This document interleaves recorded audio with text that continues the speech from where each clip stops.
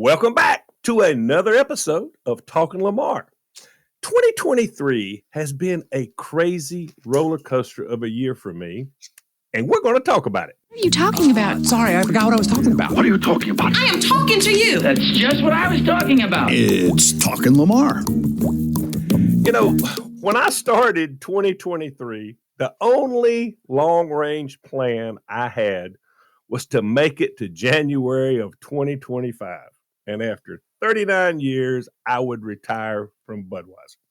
Enjoyed my time. It's been great. They've been super nice to me, but I was looking forward to retiring. And if you had told me this right now is what I would be doing going into 2024, I would have said, you're crazy. Now, how did all this start? How did I get here? Well, I'll tell you. Michael Bolton was the favorite singer of a woman I was dating back in the 90s. And I stood in line from 3 a.m. in the morning until 8 a.m. to get us tickets for the Time and Tenderness tour in Charlotte. I was the first in line, ahead of 20 women. The rules were they would give us all a number, draw a lottery ticket to see who got the first chance to pick our tickets. So I had spent the last few hours with these ladies, getting to know them and talking to them, and I had regaled them with stories of what I'd went through to get great seats for my girlfriend and how she was going to be so excited. So when we drew for the lottery, all of these wonderful women voted to let me go first, no matter what number I got. That way, I would get the best tickets I could.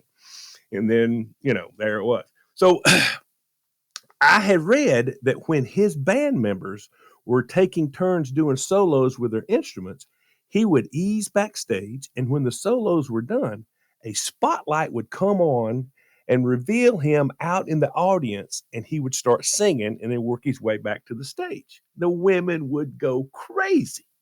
So I watched a few YouTube videos to see where he was likely to show up, and I'm looking at the seats, and I picked the seats I thought would be close. I mean, it was a big chance, but I picked seats that I thought would be in that area. Turns out luck was on my side. So while they're doing the solos, I'm watching, and I see this guy with a hat pulled down over his eyes, and he had a couple of guys sort of with him, type of thing. And he was about 10 feet behind us. So my date had no idea that this was about to happen. And so I pointed him out to her right as the spotlight hit. He starts singing. Everybody goes nuts. And he walks right by us, and we're at the edge. We're on the aisle seat. She gets to touch him as he goes by. Yes, at that moment, I was the man. So the next day when we left Charlotte, she had it on the station that carried Bob and Sheri. She was a regular listener to Bob and Sheri. And I listened to the show. I remember Sheri talking about, Sheri, you'll remember this, the charity softball game with Michael Bolton. You know what I'm talking about? You remember that? Oh, yeah. Listen. Oh, buddy. He was playing first base, and by an absolute miracle, the Lord saw fit to let my bat make connection with a ball. Because I am not, I'm not a sporty girl. I wasn't allowed to play any sports as a girl because my dad said, that would turn me into a lesbian. And I think that's how everyone knows lesbians are created. They're created in sports. Oh, yeah. But so I hit a ball, and I run like I'm on fire to first base, and there's Michael Bolton, and he has real baseball uniform clothes that he plays in. He's a very serious softball player. And I looked at him and what he was wearing, and he said, "Nice hit." And I said, "Thank you. Is that a Louisville Slugger? Are you just glad to see me?" Let me tell you what, it ain't just his voice. It ain't just his voice. Thank you so much, Sheri, for giving us that mental picture of Michael Bolton. And it's an unforgettable one, let me tell you what. But I don't know what it's like when a man loves a woman, but when a man loves softball, it was something. Well, I listened to the show all the way back to Spartanburg, and I really thought it was funny. So I started listening to it every day at work. Now, I've told the story many times, so I'm not going to bore you with it. I'm just going to give you the quick version. But the show had a segment called the chat room, and people would call in on topics, and they would tell stories, and the best story would win a prize. And so I called in and I won a prize. And the next week I called in and I won another prize. And every few weeks I would call, and most of the time I would win something. All the stuff would be in Charlotte, so I really never got to collect on any of it. But so then I started calling in and commenting on the other callers and what they were saying and pointing out a different take that I might have or just making fun of the caller. So one day I was in my car and I called to make a comment. Sheri, I don't know if you remember this either. You came on the phone and said Bob had laryngitis and he was going home. And so Sheri asked me, could I co-host a show on the phone? I said, sure. And I did.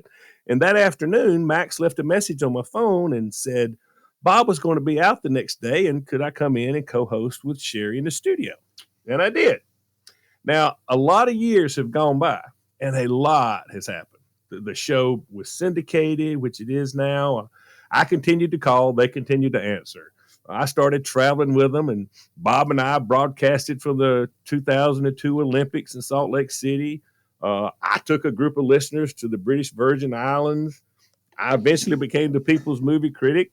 I kept calling, and for some reason, they kept answering.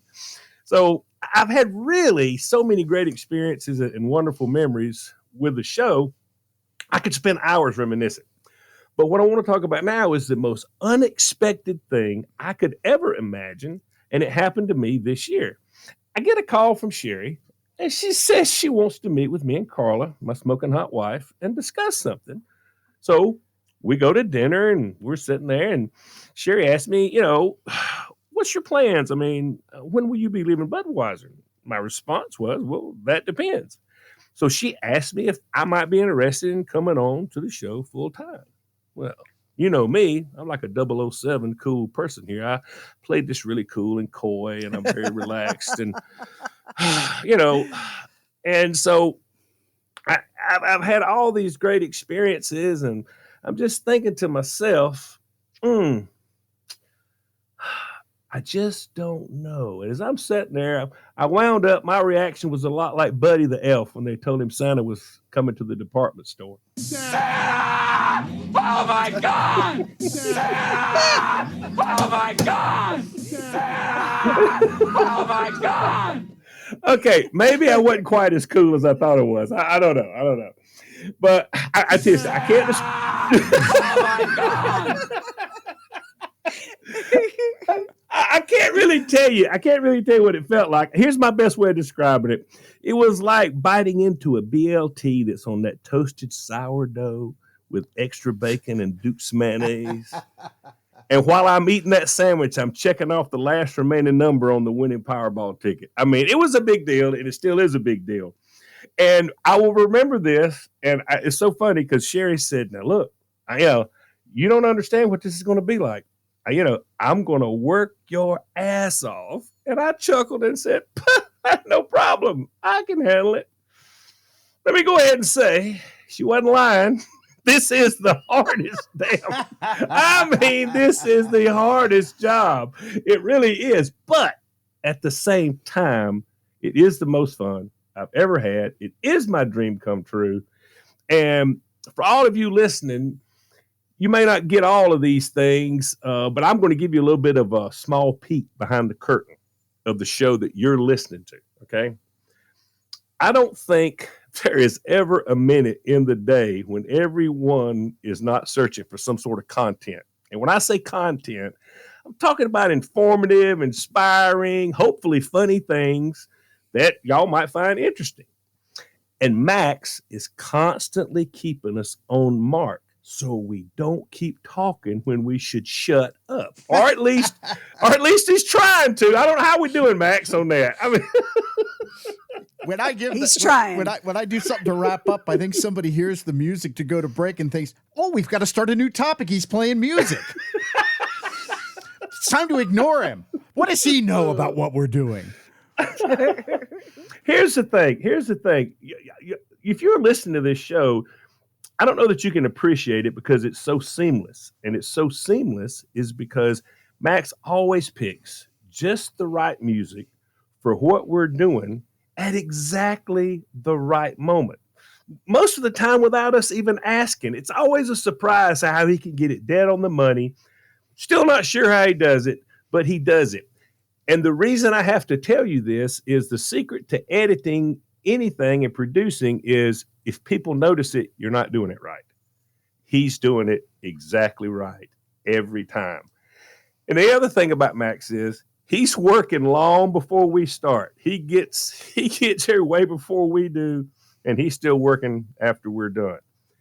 And Doc he's like one of those radar-free jets. He's in the back. He's quietly taking care of so many things. I couldn't even explain it to you because I don't. All I know is I'll hear Sheri say, Doc, when you get a chance, can you do so-and-so? And there'll be about 3 seconds of absolute silence. And then we hear this quiet, already done. And That's true. And that's it. That's it. It's already done, And of course, the other person you don't hear all the time is Heather. And listen, without Heather, there is no happy hour. Without Heather, there's no website and all kinds of other things that nobody's ever going to see what all she does. But she's back there. And for me, there are times when Bob and Sheri are going back and forth. Max is working his magic. He's grabbing that exact right music and it's making what they're talking about sound even better. And I find myself just being a listener again because I'm amazed at the chemistry that they have. I'm enjoying what's going on. I'm laughing my butt off because just like all of you listening out there, I have been listening and laughing with them for a long, long time. And while I'm sitting there with my eyes glazed over enjoying all this, all of a sudden I realize, oh yeah, I've got a job. I'm supposed to be working. Maybe I need to be doing something, But it's really fun to be on the inside and see it happen.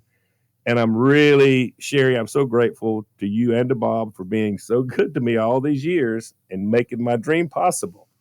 And for everybody listening, I want to thank you, each and every one of you, for listening to the show and being so loyal to the show because you are the ones that make it possible. Without you, we have nothing. We really do. Is that not true, Sheri? 1,000,000%. Yeah, 1,000,000%. And the reason that we went independent is because they weren't going to let us do this show this way anymore. No.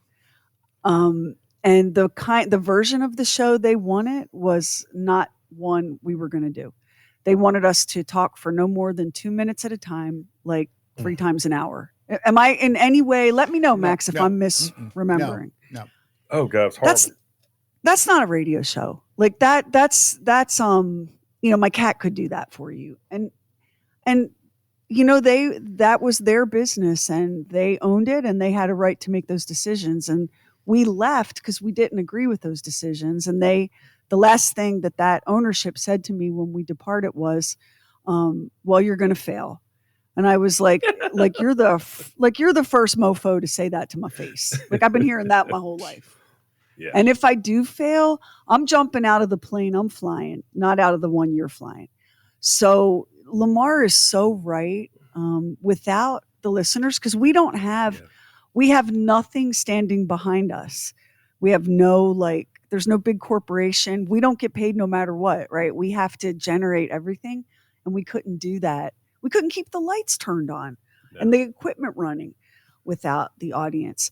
But Lamar, you're one of these people, and you meet, if you're lucky over the course of your life, you'll meet maybe a handful of people that were born to do something, and it might not be what they're doing, but when you meet them that they were born to do this thing, whatever it is. And you were born to be in show business. You just were. In some form or fashion, you were born to perform. And, like everybody's life, you get dealt a hand and you play it as best you can. And you've done, I think, a phenomenal job of playing what was a pretty tricky hand, especially in the beginning. For you in life, you didn't start off on third base by any means. You started off in a tailgate in the parking lot with a broken pickup truck, and yet here you are. Yeah. So to be able to stumble across someone just in the regular course of life, because that's what happened. We just stumbled across you. Yep. to stumble across someone and realize, oh, this person is not doing what they were born to do, but maybe there's a way to push them closer to it. Like it was an amazing thing for us to witness and so much fun to be a part of. And like you, I will remind you that I too fell into the radio business. Yeah. And it's funny because when I first started, all I heard from men in the industry was, she's got no experience. She doesn't know what she's doing. Women hate women on the radio, blah, blah, blah. And then here comes Lamar, and he's got no idea what he's doing. He's got a regional accent, blah, blah, blah, blah, blah. And none of that stuff matters. Like none of that matters. That's focusing on all of the wrong crap. You got to focus on what really matters. And that is, like, do you love the people? And are you connecting with the people? Because it's not about, do the people love you? That's where a lot of people get it wrong. You can't do this job It's true. unless you love the people. Yeah. It doesn't go the other way. You have to love the people. And Lamar, I noticed that you didn't mention Tony, and I'm sure he'll be very hurt that you didn't. Oh, we're getting to that. He saved Tony for last. Tony, I would say so many, many great things about Tony, but he's so humble. He's constantly saying, please, it's not about me. It's not about me. And his reputation for being thrifty is not unwarranted. Yeah. Yes. But you know what? There's somebody that's got to be thrifty in this deal. That's true. You can't depend on us to be thrifty. No. I just want to say, Lamar, I know that it came as a shock because I remember so vividly when I said the look on Lamar's face, Max, when I said, now, something that I don't think you understand is how hard this job is. And I saw the look on Lamar's face and I thought, yeah, he really doesn't understand how hard this job is. Not hard the way a nurse's job is hard or a teacher's job is hard or shoveling radioactive waste is hard. Yeah. Not hard the way a soldier's job is hard or a bus driver's job is hard. It's a different kind of hard. And it's the kind of hard that takes your brain and just wrings it out every single day. And it's hard for you. It's not hard for everybody who does this. It's hard for you for two reasons. One, you love the people. And because you love the people, you care so much about the work you do. And that's what makes the job hard. So it was so fun for me Max, it was so fun for me when I said to Lamar, I don't think you know. It's a really hard job. I looked at him and Carla and said, do y'all want to go home and talk about this? Because this is a really hard job. And Carla's like, we don't have anything to talk about. Lamar's like, I got this. It's time consuming is what it is. I mean, it is. Because when the microphone's on, nobody's out there. Like if you came to talking to Lamar and you hit it, and I'm not saying nothing, you're only going to hang on there for just a little while and you're going to move on to something else. So you got to have something. So you've got to be looking. You've got to be studying and reading it. I mean, it is. It's hard. Yeah. You're taking it in. You're like one of those, like there's a kind of whale, a baleen whale, where they don't really have teeth. They have these baleen things in their mouth and they open wide and they swim through the water. And the plankton and the seawater flows through their open mouth and the plankton gets caught in these balines. That is what we are. We basically spend every waking minute cruising, wide open, collecting content. And one of the things that makes this a little bit more challenging is we committed years ago. Max, maybe you can remember what year, but we committed to doing a show that was a hard news and politics free zone. Oh, it was long ago. Gosh, people are just exhausted. So and that's great. And it's been so awesome for my mental health because I spend most of my days actively avoiding the stuff that pisses everybody off, right? Because there's nothing in it for us. There's nothing to find there. There's nothing, I'm over here going, you guys, did you know that wombats have cube-shaped poop? Like, to me, that's so much more fun, right? But I want you to think about the world that we live in and your news feed. I want you to think about how it feels most days like 90% of it is murder, mayhem, rage, division, and team sport politics. And we have taken all of that off the table, which is why, like, the world is on fire and we're over here going, cube shaped wombat poop, because we've committed, right? We've committed to being a little teeny tiny oasis in the middle of all that. And I'm super glad that we did it.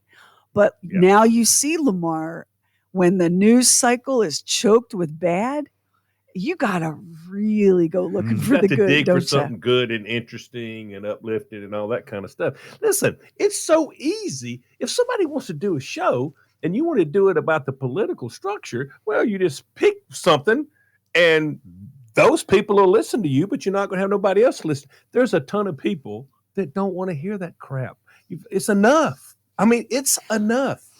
And I know a guy, Lamar, in the radio business he works on a news talk station. And this is how he preps his show. He gets up, he rolls into the building, he looks at all of the news, he finds the one thing that is going to make people most ready to fight each other, and he kicks off the show with that, and he opens up the phones, and then he sits back while people yell at each other for an hour.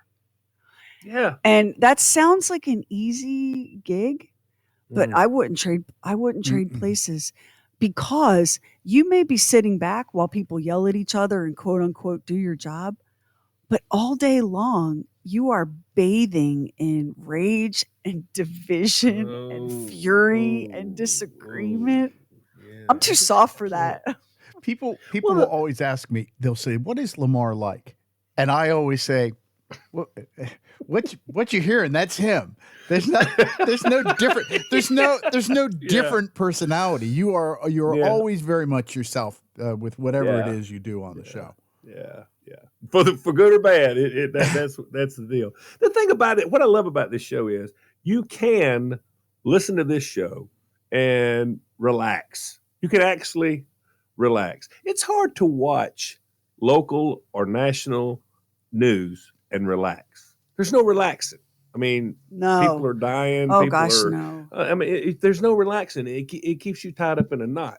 You know, that's the thing about it is, even doing the research, because I don't know what the ratio is. For every 10,000 words that we read, we get 8 that's going to work out for something. I don't know. But even when you're doing that, you're reading pretty good stuff. I mean, pretty good stuff. I mean, you're not wading through a bunch of crap. I mean, you're just having to do a lot of research. But yeah, content is king. And I'm a big pop culture junkie. Like, I love all the celebrity gossip and all the all that kind of like, ooh, who's seeing who and what's this rumor about such and so. But that's not, like, to me, that's like a snack, not a meal.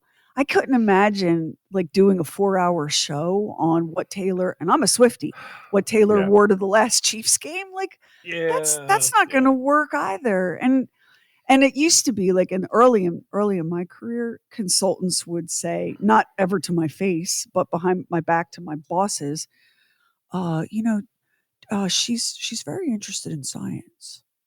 Well, burn that witch. I mean, like, well, yeah, because you can't, every day can't be what Taylor wore to the Chiefs game or what's on TV tonight or whatever those things are. Like, there's more to life than that. And when you make the rules for yourself that it ain't going to be dark, it ain't going to be divided, we're not going to have politics, we're not going to have hard news. As soon as you make those rules, you have created like a happy little chipmunk infested meadow for yourself. But that once you do that, you have to live in that space. Do you not find, Lamar, that having your job be finding fun, upbeat, happy stuff has been like awesome for your mental health? Yes. Well, listen, I enjoyed my job, all aspects, because I was in the beer business when I was on a truck. I did a lot of different things. I've been in management for the last 20, 30 years, close to it, I guess. But my phone ringing constantly. And every time the phone rang, nobody's calling to say, hey, everything's great. There's a problem. There's a problem. Something's broke, something, whatever. And when I retired, all of a sudden my phone, it doesn't run out of battery. I mean, it doesn't, there's nobody calling me. It's really, I get very, very few phone calls because all that was trouble to worry about. All I've got to do is, like you say, just go through a ton of stuff. And I've learned a lot of stuff from doing this because you do learn a lot of very interesting facts. I mean, like the whole poop thing on the bats. That's, what I'm saying? I remember the first time. So we have a promo that we put out every day, something from the show. And if I'm wrong on this, correct me, Lamar. But the first time you ever appeared on a Bob and Sheri promo, here was the line. I had a nightmare the other night that I was in line at the DMV and I was the ugliest person there. Was that right? Did I get that right? That was my first promo. Yeah. I had a terrible dream last night. I was standing in line at DMV and I was the ugliest person in the room. So Lamar, as we wrap up, I'm going to ask you a question. Answer it two ways. What is the one thing that has shocked you the most about your new job? And what is the one thing that you knew for certain would happen and did? The one thing that shocked me is how much work it is, how much time it takes. That was a shock. But what I expected it to be was having a great time. No other word for it. Bullshitting around with you and Bob and Max and Doc, and I expected it, and it has met all of my expectations. So I have really enjoyed that. Yeah, Yay. That's great. Well, here's to an awesome 2024 in your new life. All right. Well, that's going to wrap it up for this episode of Talking Lamar. We've had a great time. Hope you did too. If you didn't, I think the next episode is going to be perfect for you. So don't give up. Come on back. I hate a quitter. And I want to say this before we go. Merry Christmas. Happy Hanukkah, happy Kwanzaa, whatever it may be. I pray that God will bless you all this holiday season. Until next time, see ya.